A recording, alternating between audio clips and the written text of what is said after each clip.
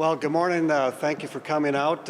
We have an announcement about what we think should happen here as we move to the end. If you haven't noticed, everybody's not wearing a mask. You can go to the Twins game and most people don't wear a mask. The hospitals don't have hardly anybody in them that are in there because of COVID. You cannot say that the emergency is not over. It's over. And so we've been working with the governor trying to figure out how do we end emergency powers. I will tell you that I just went to a conference myself and Minority Leader Daudt and some Democrat leaders that basically talked about emergency powers, and only 5 states have given up all emergency powers, but the vast number of them have restricted dramatically or limited the emergency powers. And what I will tell you is this year alone across the country, over 300 bills have been submitted nationwide to eliminate or reduce the emergency powers. So as we're moving forward, the governor has said, look, you're not giving me any way out of emergency powers. And so we have a bill that we presented to him. It's the Alaska model. We'll have that presented by the representative and the senator that are carrying that bill. But there clearly is a path out of it. The governor said he didn't want to lose any of the federal money coming in. This is a solution. We did present it to him, but he says it's not enough. And so we're wondering why it's not enough. One of the things that he has brought up is eviction moratorium. If you recall, months ago, the Senate passed a bipartisan bill that was an off-ramp to end eviction moratoriums. And why is the governor not calling the House Democrats to get that passed? It passed in the Senate with a veto-proof majority. We had so many votes that from Democrat and Republican and Independent that it would pass. So I need the governor to do his part. He has said that it's the legislative branch. Well, if you go back a couple years ago, he called Democrat senators to vote no on a bonding bill. Well, it's time that he votes, or he makes calls to the House Democrats and said, start voting yes on some of these things. Vote yes, for example, on ending the eviction moratorium. Vote yes for funding for the police and other things that we've tried to get done. So the governor needs to engage. He can't just point to the legislative branch and say, look, they need to do their job. The fact is he's on the same side of the aisle as the majority in the House, and he needs to do his job to get them to move forward on some of these things. So today, the bill that we're going to focus on shows that we have a path to dramatically reduce emergency powers. There could be some other directions. Our preference would be that we remove them totally. But if it just focuses on the things that receive the federal money specifically related to COVID, that would be a good thing. And so with that, first we'll have the representative introduce this. She's the one that basically came up with this idea, and we'll go from there and take questions after the 4 of us speak. Good morning. It's good to be back in the Capitol and to see everybody's face. I'm Representative Barb Haley from Red Wing. Thank you, Senator. As Senator said, we've been working on this issue all session and really been trying to listen to the governor, the executive branch, and bring forth reasonable solutions.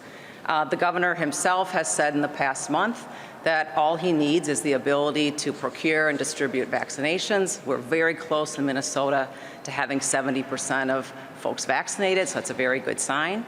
And then he's also said that we want to make sure that we don't put at any jeopardy the federal money that's been flowing to the state because of the federal emergency declaration.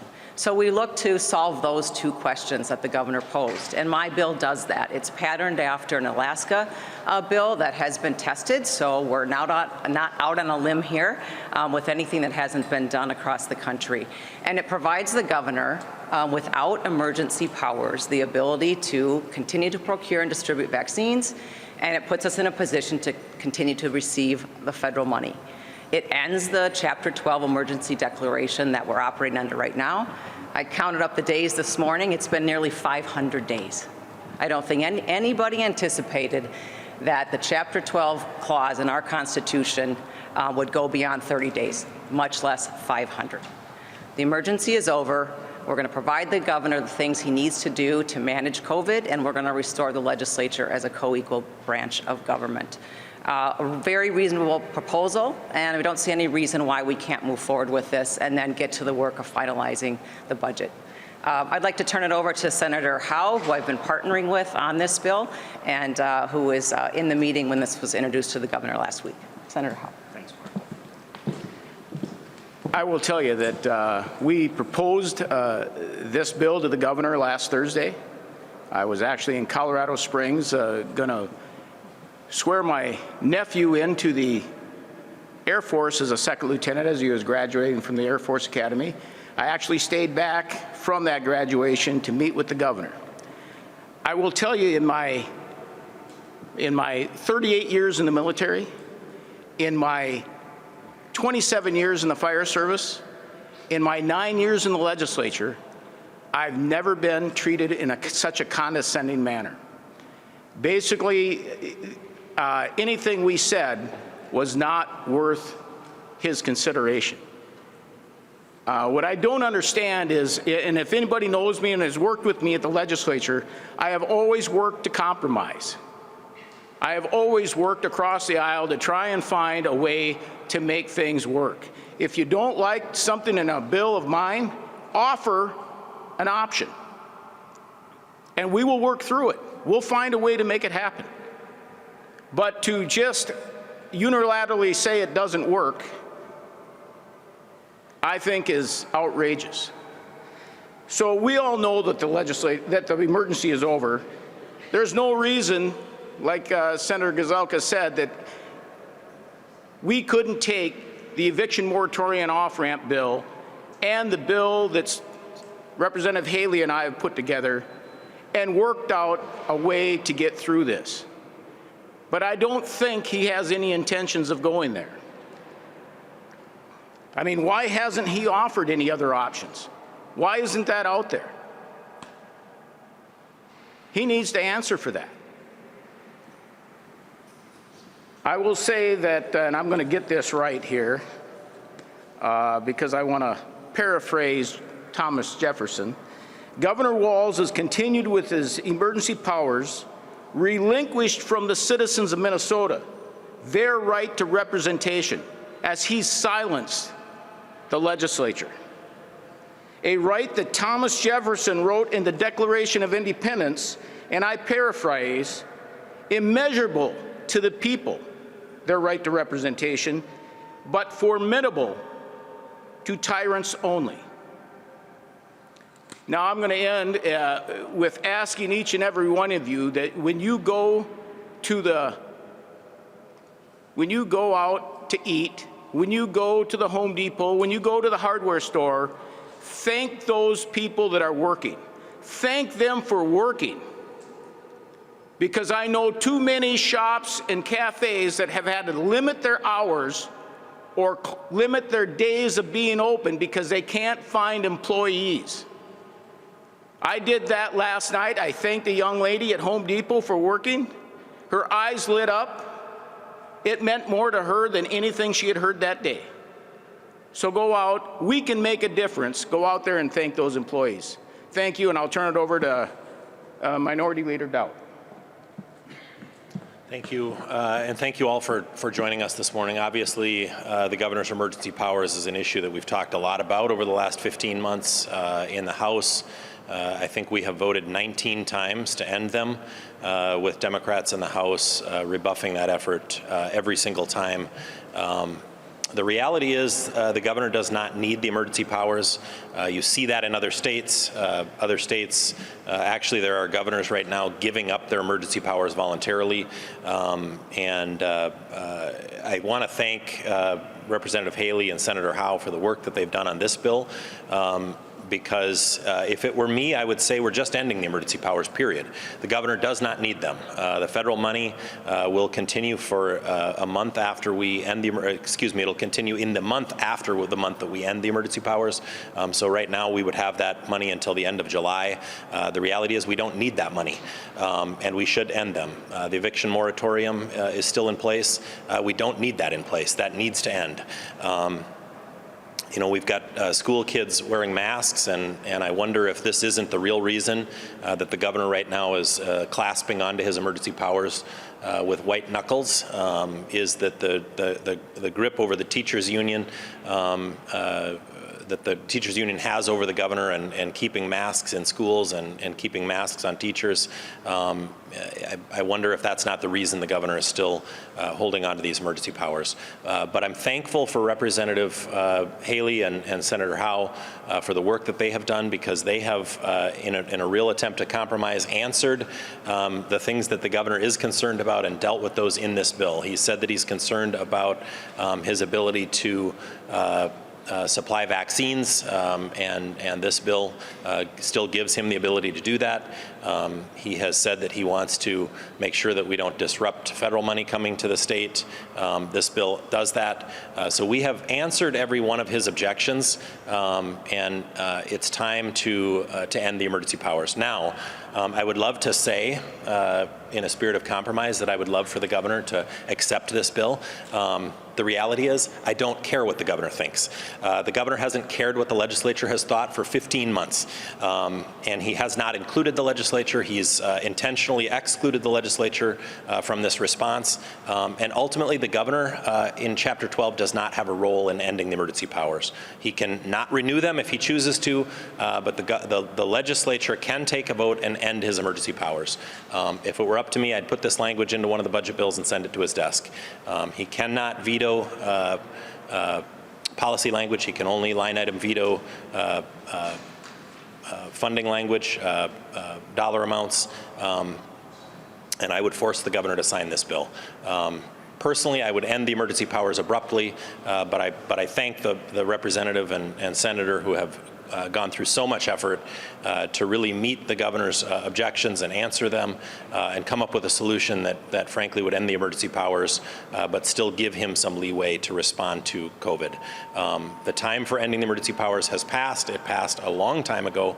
The legislature has been in session for the last 5 months, and we were here with our sleeves rolled up and ready to work and ready to respond alongside the governor to respond to COVID in a responsible way. And the governor passed on that opportunity and intended to keep his emergency powers, and I believe he still intends to keep them as long as he can. I remember saying midway through the year last year that it wouldn't surprise me if the governor still had his emergency powers on December 31st. And people would say, oh, no, that's no way. And the governor, here we are in June. The governor still has emergency powers. And I'll be honest with you, I wouldn't be surprised if he still has them on December 31st. So I think we all can understand now the necessity for the emergency powers has passed, and it's time for them to end. So this is a great opportunity. This is a very reasonable opportunity to come to some level of compromise on ending those emergency powers, and I think we'll stand for some questions. Any Democrats included on board, especially in the House? Yeah, maybe that's. Go ahead.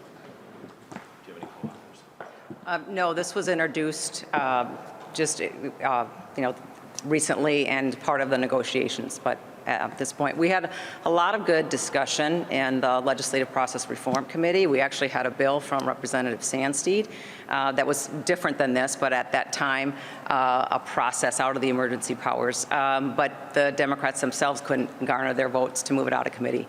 So I don't think they've had the, they may have individual interest, but I don't know that they've had leadership interest in moving this forward. Could you cobble together enough of those individual interests for your caucus plus some of them to pass it? Is that a route? And we're having some of those discussions just offline now and seeing where that can lead. I don't know if you have more comment on it. You know, during the meeting, Speaker Hortman said, you know, Governor, I think the Speaker, she said, I think the Senator's just trying to find common ground. And the Governor shifted his focus on from me to her and actually went after her for agreeing that we were trying to find common ground. Apparently, he didn't want to find any that day, so. Yeah, we got to be careful what we say in those meetings. We're trying to find solutions, but there's a lot of frustration on our part with the emergency powers. What I did not mention, what makes it unique in Minnesota, is we're the only divided legislative branch in the entire country, and so on our side of the aisle, we're the short end of the stick. It's 2 against 1, but I do think, again, speaking to Democrat leaders around the country, that Democrat leaders around the country also think that emergency powers are being abused in their state, and so we think it's time. I totally agree with Representative Daudt that we want emergency powers to end, but we are trying to find a way to limit them dramatically if that's what we can agree with the House Democrats. And so it's been a very frustrating journey for all of us. Senator Gazelka, according to the global agreement that you signed with Speaker Hortman and the governor, any policy agreements would need to be decided by June 4th, and all three of the principals would need to be in agreement on that. So by having the press conference today, is this one thing that just hasn't been hashed out privately in the past couple of weeks? And do you see this falling by the wayside as you've discussed other policy things that could happen too if no agreement is reached by June 4th? Yeah, I want to be careful about some of the wording in the global agreement about what the House, the Senate, and the governor, particularly myself, the Speaker, and the governor agree to. Once the targets were set, all of the policy discussions have continued, and that is not continuing so much with myself and the Speaker in inviting the governor in. That is mostly the chairs trying to work through some of the difficulties. So that we're basically operating the way the Speaker and I envisioned it, even though the wording was not crystal clear to that. Mr. Leader, I haven't seen the legislation, so help me get the scope of this. Is this to end the emergency powers here in this specific incident, or does this have legs to any governor, whoever serves after this? No, this just deals with COVID-19. It does not do anything to Chapter 12 going forward. It is just dealing with ending COVID-19 emergency powers. If another event happens, another pandemic, another tornado or flood, he could declare emergency powers and deal with that. This just deals with COVID-19. Yes. If you want to respond to that first. Yes, and I would just add that I think there's significant work that we should do on Chapter 12. We've talked about, rewriting Chapter 12. This has been an experience that none of us imagined. And I'd say whether you're Democrat or Republican and you like the governor or you don't, we should all recognize that we've been faced with a scenario we didn't anticipate. Chapter 12 needs to change. So that's work that we still need to do. But my bill does end the emergency powers today for COVID-19. And it allows the state to declare a public health disaster. And that's what we need in order to secure the federal money coming in, as long as the federal government has an emergency declaration. So that's the difference. But the governor will have no more emergency powers outside of being able to distribute and procure vaccines. And I'd ask him maybe to think back to the measles outbreak in 2018, maybe 2019 in Minneapolis. It was the first time in the state. It was the largest infectious disease outbreak that we had had in 50-some years. We didn't need emergency powers to deal with the measles outbreak. We have we have a Department of Health. They were able to procure vaccines and work with the public and get the information out, and we were able to, manage through that measles outbreak. So we can do this without a Chapter 12 emergency. Is this your bill that you introduced right at the end of the session, Yes. or has it been changed at all? Yes, we introduced it right at the end of session. You may have recalled when I stood on the House floor and I said to Majority Leader Winkler, I said, I have the language right here. We could pass it today and we could end this session without Chapter 12 emergency. And I walked over across the floor of the House and I handed him the language. There's just been two minor changes made, and that came out of feedback from the meeting that Senator Gazelka and Senator Howe had with the governor. Just two phrases. We added a phrase on vaccine distribution and a phrase that it would be in consultation with MDH as far as declaring this public health disaster. So those have been done again in response to the governor's feedback. Could you comment openly on how budget negotiations are going behind the scenes and on the layoff notices that went out over the weekend? Yeah, so it was really important that we had the target set. That's the framework to get done. If you go back the last two budget cycles, once the targets were set, we typically got done in about 5 days. But I think legislators across the board would say, hey, we wanted more input and more time. That's what they have right now. So we set the targets. We know the governor's got to call us back June 14th. If he wants emergency powers, we know he wants emergency powers. So we will be back, and we will stay back until we're done. We're not going to just be in for a day. We're going to make sure that we get it done. Notices went out to the state employees that if we don't finish by July 1, they're laid off. They have to have those notices 30 days ahead of time. The governor tried to blame the legislative branch and say if they don't get their work done, and I would simply say, look, you're on the same side of the aisle as the Democrats in the House. You are the one that have to work with them to help influence and us then come together to have a compromise. I do believe that we will get done before the shutdown would occur. We will do our part, the Senate GOP, and we're going to make sure that we follow the things that we need to do. But keep in mind, the targets have been set. There's no tax increase. There's $1 billion of tax relief. Most of the federal money that's coming in is under the control of the legislative branch, which is what it's supposed to be. But we just have to go through to the end. And then what I'll say is, in different ways, chairs have been communicating with each other. We started working groups. They're working in different ways. And then once we get to June 14th, some of those bills could be wrapped up immediately, maybe all of them. It's just a matter of whether or not some of the things that are important get laid or get dumped overboard or not. Each side has some things that are really important to them.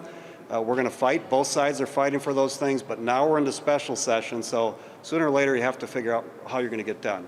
The last thing I'll say is just reminding people that when the courts ruled in 2017 that they aren't responsible to fund state government if there is a shutdown, it is way different than it was under Dayton's shutdown. It's way different from that, in that many things don't get funded. And so if Walz leads us to a shutdown, well, that's on him. He's got to work with the House Democrats, and we'll work and figure it out. Senator, where do you stand on police reform, voting rights, auto emissions, all of those other policy issues? So there's a lot of policy issues that are still on the table. The police reforms, they're having good dialogue. I do think there will be some things that are adopted. The guideline that I set is it cannot be anti-police. So we're not going to do things related to, we're not going to put a citizen board over the police. I think the police know what they're doing. I think that's really important for them to be leading that across the state. We're not going to do qualified immunity, which means the individual police officer has to do their own liability, which is very expensive. So a number of things like that we won't do, but I do believe there'll be things in there that we can find that we agree on. And then as far as the 2-year moratorium on the California air and emission standards, that's our compromise. We think it's really important that we delay that. We don't want Los Angeles air standards. We don't want our local dealers to have 7% of their stock of cars electric when people only buy about 1%. We think it's coming. We think electric cars are coming. We think infrastructure should be thought about. But that is something that we're still trying to see if there's a solution there. And so there are some things like that. We think there should be election integrity, photo ID for voting. That's, I think, really important to us, but they have been very resistant to that. And so that's the part we have to see, but we also know we're in special session moving to July 1, which would be very difficult for all of Minnesota. Have there been any more specific deals made on the relief for businesses for COVID and for riot damage? I know there's $150 million broadly, but how would a business qualify for that? Has there been any deal on that? Yeah, so the question is, in the jobs bill, we've talked about $150 million for business relief. They're still working through that, whether it's grants or low interest loans. The governor, as you know, has a pot of money that he can also use for some of that. So we're still trying to work through that. I do believe that we are much closer than we were a week ago in that some of the things that the Democrats were demanding are now off the table. Has there been any movement on the clean cars issue since you proposed delaying it for 2 years? Is there any delay or any progress on the clean cars? That's the part I don't know. It's still on the table, something we're trying to work through. Have each of the working groups met, and can you tell us how many spreadsheets are finished at this point? Have all the working groups met? I believe all the working groups have met. Some of them are done, not all of them. Some of the bigger, more complicated ones were just hard to get on the same page. You can agree on the number, but how do you get on the same page? I think all of them are on the same page now, and so that's encouraging. Senator, if the governor calls you in, is it June 14th when this would happen? Would you stay in special session even if there's not an agreement by then? Would you just stay in session as opposed to adjourning and making him call you back again? Or how would that work? I believe we're called in June 14th. It's my intention to stay until we finish. To adjourn and then have them call us back would not be, I think, the right way to do it. We're too close to the end where not getting it done matters. I mean, what happens to funding for jails, what happens to funding for nursing homes, for state parks, for all the permits that businesses need. There are just so many things that are impacted this time that I think it's really critical that we just stay there to get it done. But I will say, because we had the targets done at the end of session, there's a lot of work that can happen and I think has been happening that makes it more likely we'll get done. I mean, that's always the toughest number. We got that one. Got time for one more, guys. Can we go back to the initial bill? If you became governor, would you be comfortable with these changes if you'd live with them? If I was governor, we would do this bill, but if I was governor, we would get rid of emergency powers. I really believe that our governor has abused emergency powers. I talked to other states, and they have much more limited use of the emergency powers. I just think it's, for 15 months, it's been an abuse of power. And so I hope we can find a way through it. I will say that no matter what, we need to improve and correct this for the future. This should never happen again. So, thank you. One more, if we could. Should Minnesotans be concerned that we are this close to a possible shutdown and so many of these same issues exist? Okay, last one. So she asked, should Minnesotans be concerned? They should be concerned, but I want them to know that I'm hopeful. We've been through a lot this last year with the riots and the COVID shutdowns and all the different things that have just really put people on edge. I want them to know that we're going to figure it out. We are going to figure out how to get there. It's never easy. We solved it 2 years ago with divided government. We will solve it again. So I want people to have hope. I think that's what people are asking for right now, hope. They want to live their lives. They want government to work for them, and that's my commitment, and I'll ask the same of the governor and the speaker. One final. What's an example of how he's abused emergency powers? Can you just give us a couple of examples? Well, think about eviction moratoriums, that you've given people free rent for 15 months, but there's been nothing for the landlord. Typically, an owner, it's a small business guy or small family that decides they want a 2-apartment thing that they can rent out or a 4-apartment. They're still making their loan payment if they're able to do it anymore. So that's something that should have ended a long time ago. Think about the different decisions along the way. Bars could be open with 50 people. Churches could only have 10 people at the exact same time. I mean, some of the rules that we did, I just think were extreme. Now the data is coming out that mask mandates were no different in states that did not mandate it, but strongly suggested people wear it, than states like Minnesota that it was mandated. Think about kids in sports having to wear masks playing sports outdoors when we know that there was no risk for that youth to be of COVID. And so the fact that schools, the teachers still are wearing masks now and the students are still wearing masks now, there's zero science that makes any sense. Those are some abuses that we see. All right, thank you.